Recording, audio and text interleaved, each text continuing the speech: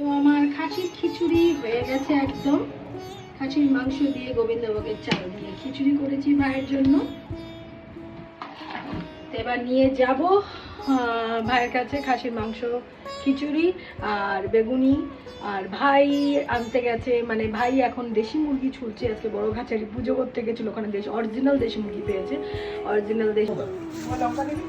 কেমন আছে সুন্দরী? সুন্দরীকে সবাই দেখেছে এবার। সুন্দরী